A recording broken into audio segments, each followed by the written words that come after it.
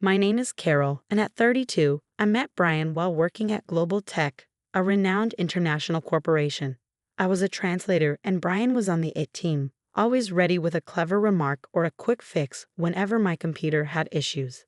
Our casual coffee breaks quickly turned into romantic dinner dates, and before long, we became inseparable. A year into our relationship, Brian proposed in our favorite park, and I said yes. Our wedding was a beautiful celebration, complete with white lace and heartfelt toasts from our friends and family. Brian's parents, Amanda and Frank, were welcoming.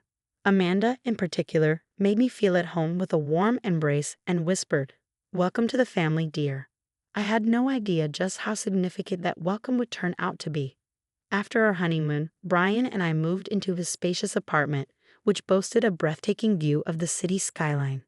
He proudly showed me the kitchen, explaining how his mother had insisted on buying the high-end appliances when he first moved in. At the time, I didn't think much of it, caught up in the excitement of our new life together. The first few weeks were blissful. We settled into a comfortable routine, sharing household chores and enjoying quiet evenings at home. But one Saturday morning, as I was trying to make pancakes, I heard the front door open.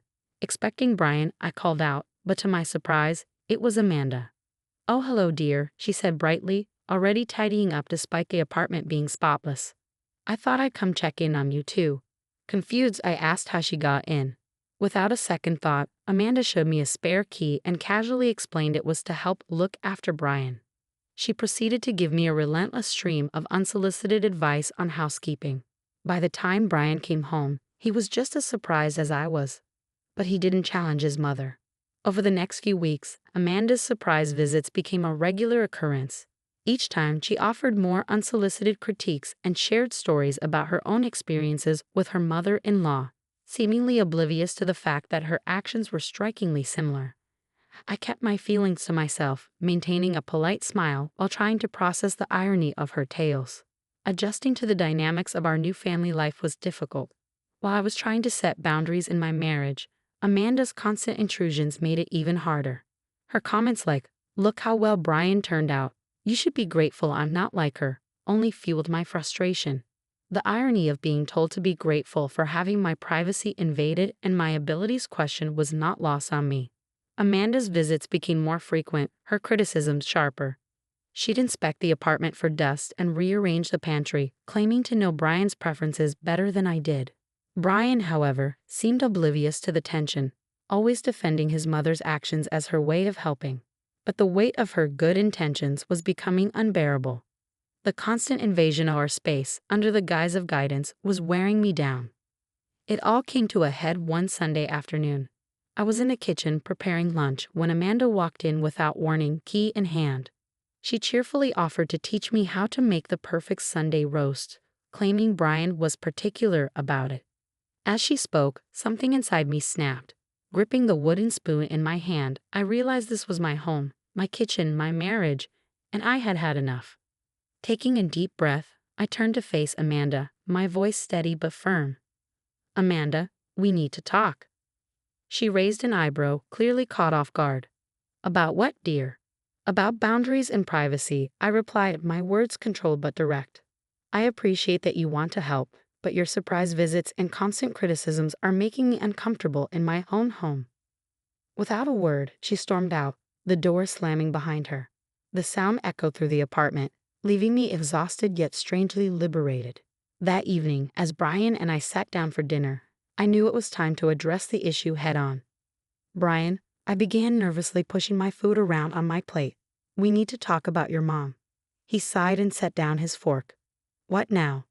I took a deep breath and recounted the events of the day, outlining all the little moments that had built up over time. As I spoke, I could see the conflict in Brian's eyes, torn between his loyalty to his mother and his commitment to our marriage. "Ryan, I get that your mom means well, but this isn't about help. It's about control. She barges into our home uninvited, criticizes everything I do, and makes me feel like I don't belong in my own life. This has to stop." Brian ran a hand through his hair, looking uncomfortable. "What do you want me to do about it?" "I need you to set some boundaries with her," I said, my voice firm. "Take back her key, ask her to call before coming over, and most importantly, I need you to stand up for me when she oversteps." There was a long silence as Brian processed my words. Finally, he nodded. "You're right. I'll talk to her." True to his word, Brian spoke with Amanda the next day. I wasn't there for the conversation, but according to Brian, it didn't go well. Amanda was hurt and offended, claiming we were trying to push her out of our lives. However, she reluctantly agreed to our terms. For a while, things seemed to improve. Amanda's visits became less frequent, always preceded by a phone call, but the peace was short-lived.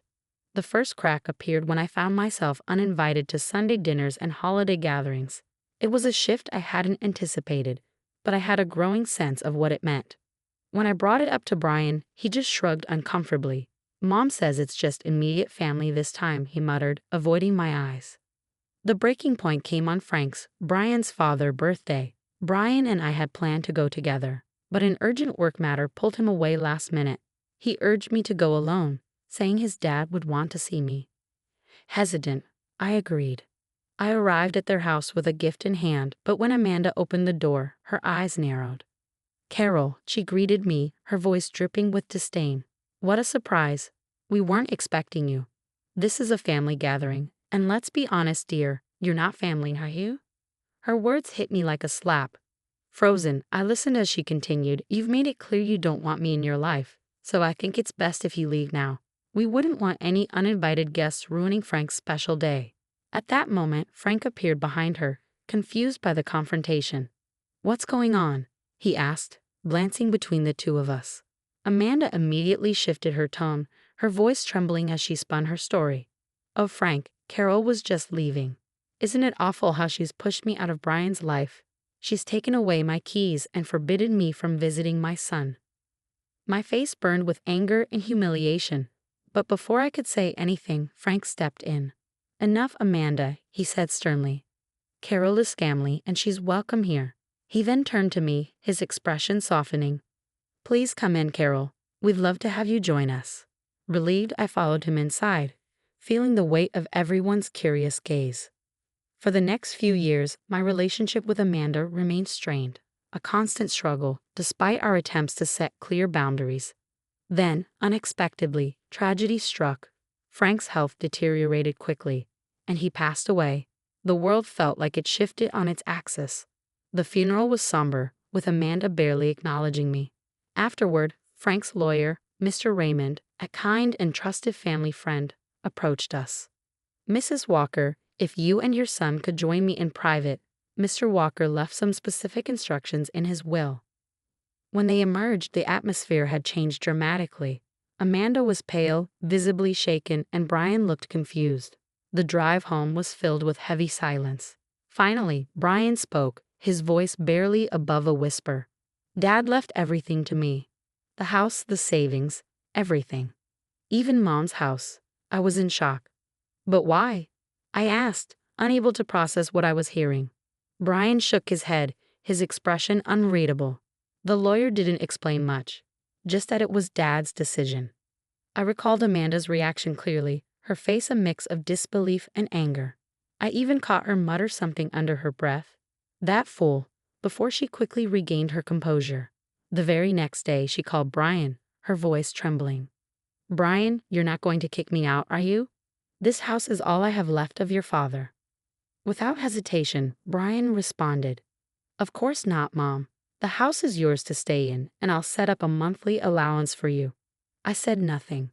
It was Brian's inheritance, his decision, and despite everything that had happened, I couldn't bring myself to push him into a different choice. Amanda had just lost her husband. No matter how difficult she was, I didn't want to be the one to make her homeless. But our kindness didn't seem to soften her attitude toward me. She stopped coming to our house altogether, yet the undercurrent of tension between us never truly dissipated. It hung in the air, an ever-present reminder of the complex dynamics that plagued our family. Amanda's influence over Brian remained as strong as ever.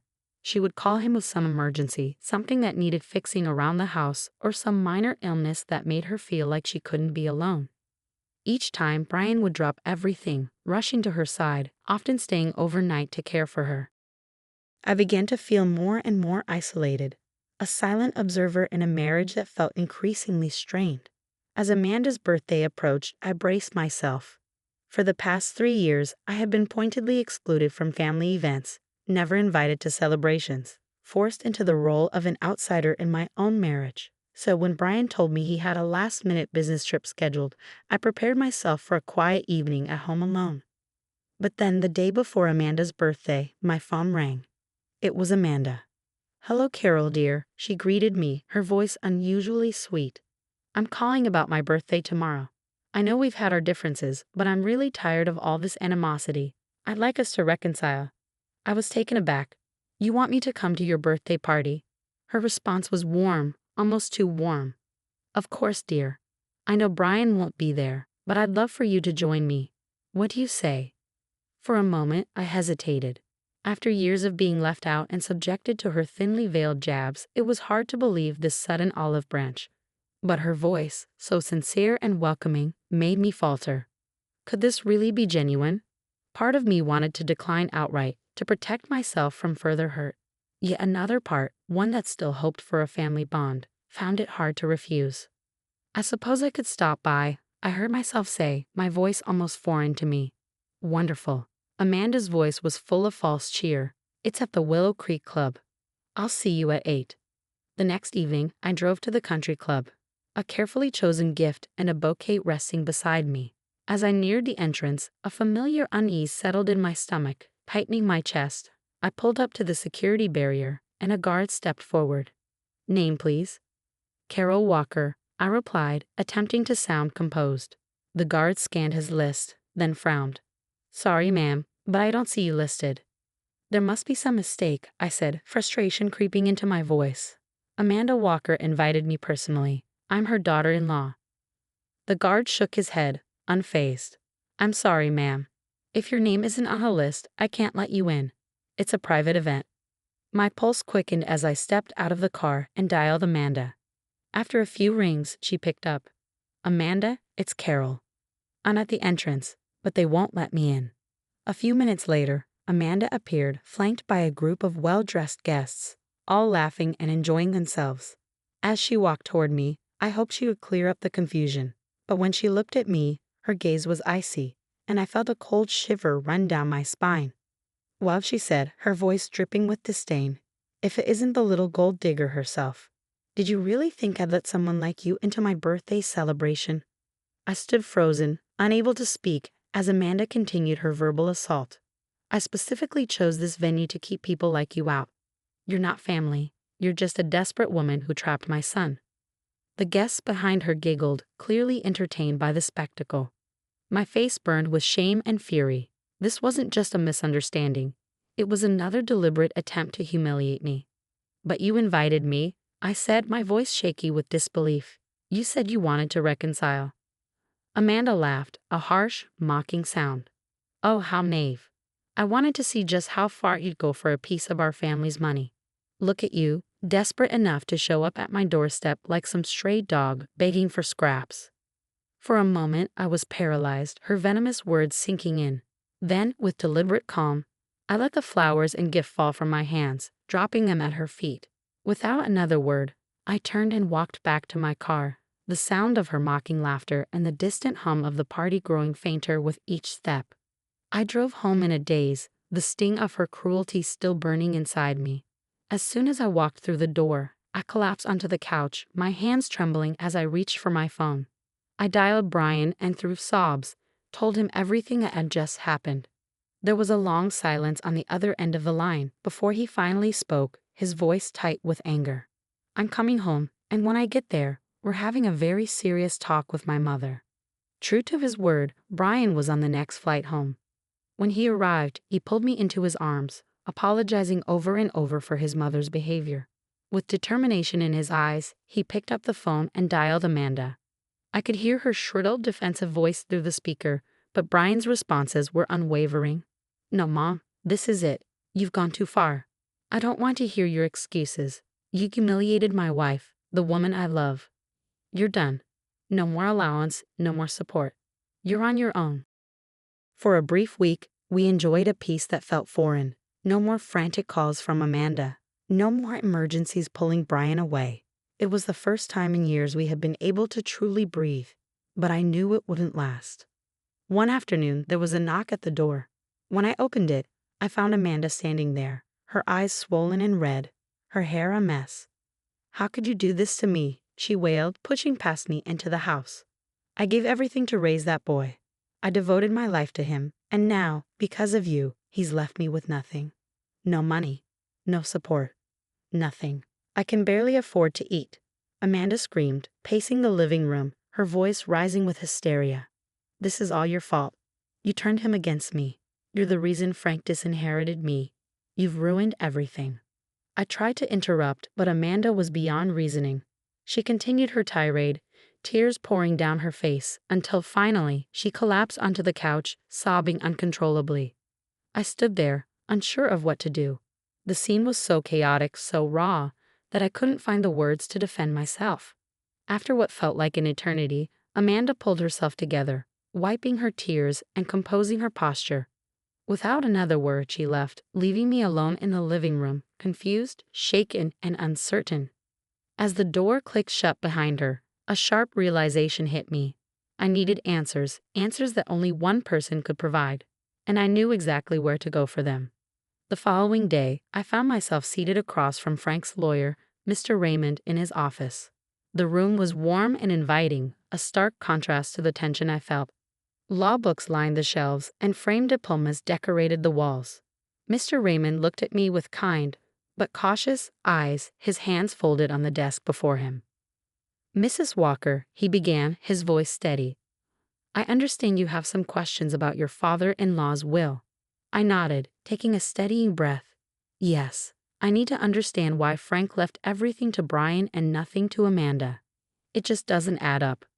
Mr. Raymond leaned back in his chair, his expression shifting slightly as though he were weighing his words carefully. "Mrs. Walker," he began slowly, "I've known the family for many years. What I'm about to tell you isn't easy to hear." My heart sank in anticipation. "Please just tell me."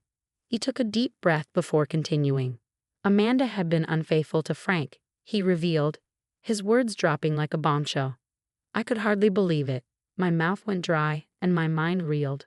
"She had a lover?" I asked, unable to suppress the shock in my voice. Mr. Raymond nodded gravely. "Yes, a man who passed away shortly before Frank.